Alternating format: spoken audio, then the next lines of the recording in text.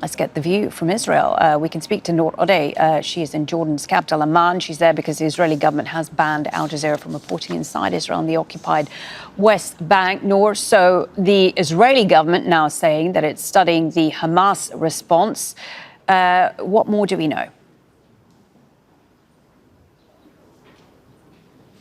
Well, Marlene, we know that for some ministers, the observations that Hamas submitted might be problematic. That's what we're seeing in Israeli reporting as well, namely that Hamas wants to ensure that assistance, that aid is allowed in through international organizations in the Palestinian Red Crescent, that aid distribution would resume in the hundreds of distribution points rather than in those death traps of 4 distribution centers for the Gaza Humanitarian Foundation. This is problematic for the Israeli cabinet that views controlling the aid as central to its agenda in Gaza.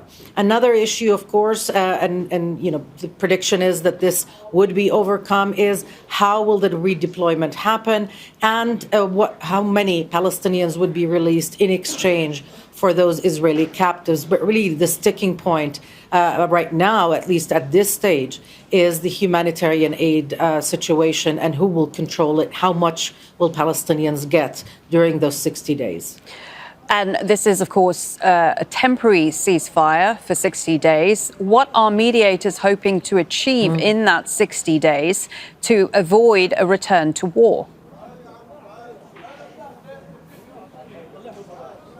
Well, if the mediators can defuse all the landmines from now until a ceasefire is declared, because there are many bumps in the road, then what they're hoping is that during those 60 days, they can come up with a way to end the war.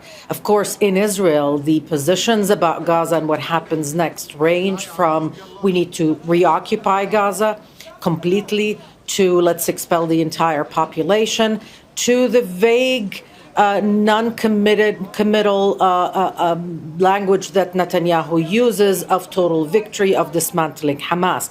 Israel has refused since October 2023 to present to the world a clear idea of what will happen short of reoccupation. So this is going to be something that negotiators will have to find a workaround for, as well, of course, to convince Hamas that in order to enter those negotiations and succeed in them, Hamas would have to entertain and accept the idea that the U.S. and Israel has about Hamas not having any role or presence in Gaza, at least not in the military sense. So there's a lot to work through in those 60 days, and that explains why Hamas was seeking guarantees, American guarantees, that negotiations would continue even if the 60 days aren't sufficient.